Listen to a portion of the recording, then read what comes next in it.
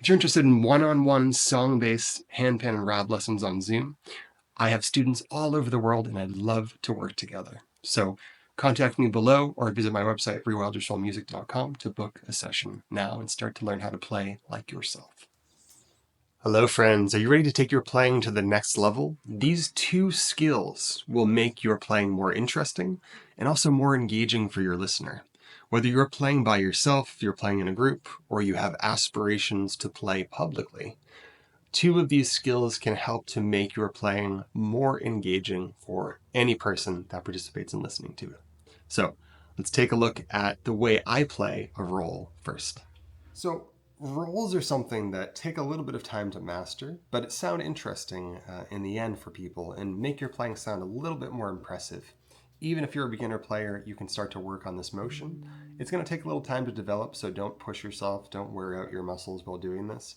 But I found the easiest way for my students to learn to do this roll, and the way that I do it myself, is using sort of this doorknob turn, taking my middle finger and hitting first and flicking off of that with my pointer finger. So I'm doing this motion. You can hear my pointer finger push off my middle finger in that way.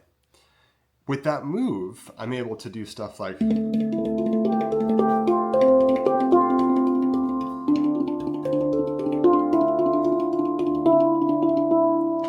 that's just using these two fingers. If I wanted to make it into a more continuous motion,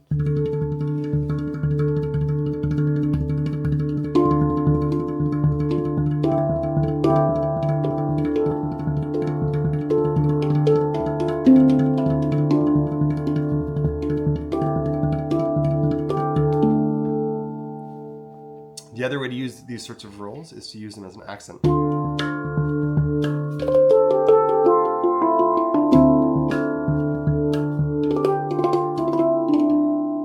And that makes them a little more interesting to use as well, and they don't sound as much like a railroad track. The other way to do it is using larger motions and flicking with pinky and thumb. There's a lot of motion there, and it doesn't sound much different than how we're doing it here. So try this out first and then move into that. And to give you a little bit of a close-up, we're going to start on the center. I'm going to use my middle to strike first, and my pointer finger is going to strike after that. I'm going to turn over my hand like this. And you'll hear two distinct strikes. For a lot of my students in my one-on-one lessons, we usually do it in the context of 3 strikes. So if I were to do 1, 2, 3, 1, 2, 3, right? And I'm doing right thumb, left pointer, right pointer. Doing that motion, if I take the strike from my left hand, which is the left pointer finger, and I add in that roll with my left middle finger right before I hit with this pointer finger, you got this 1, 2, and 3. This motion makes that 1, 2, 3 have 4 beats in it, but there's a beat that's coming between the 2 and 3. 1 and 2, 3. 1 and 2, 3. And you can practice that.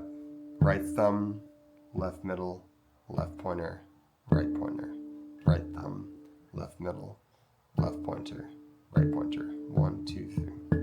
1 and 2, 3. 1 and 2, 3. 1 and 2, 3. 1 and 2.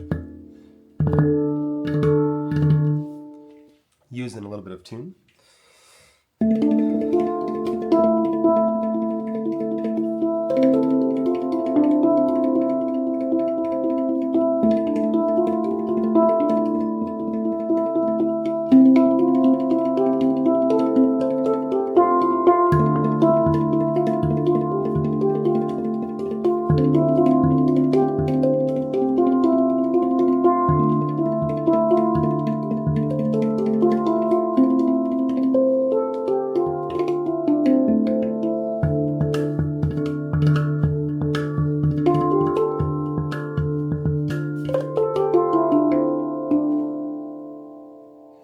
All right, next up in relationship to that is if we're just walking up on a scale and we're doing sort of a a run up or down.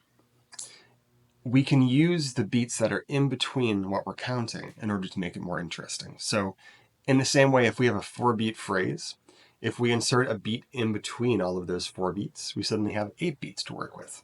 So in my own writing, I like to use those segments towards the end of a series in a phrase to make that phrase more interesting.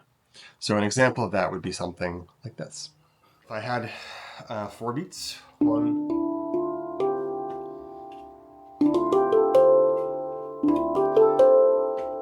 in this case, I'm doing 1 and 2, 3, 4.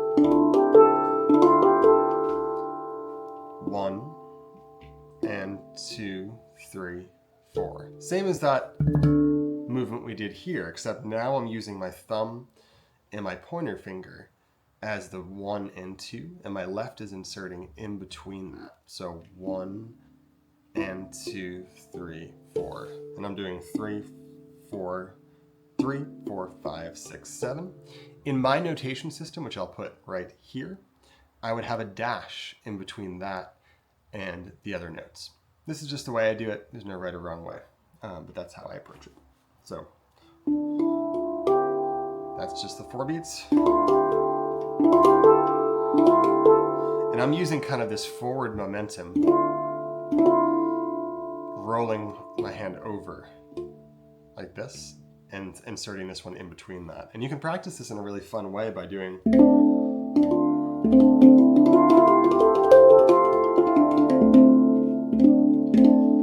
and all I'm doing is practicing rolling this hand over and inserting this left hand in between it. So I'm doing 3, 4, 5.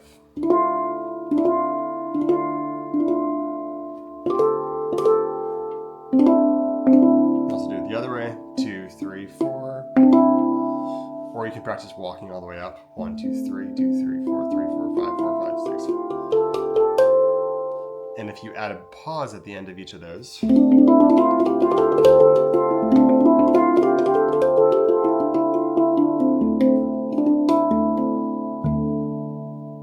an example using both of those techniques in a song.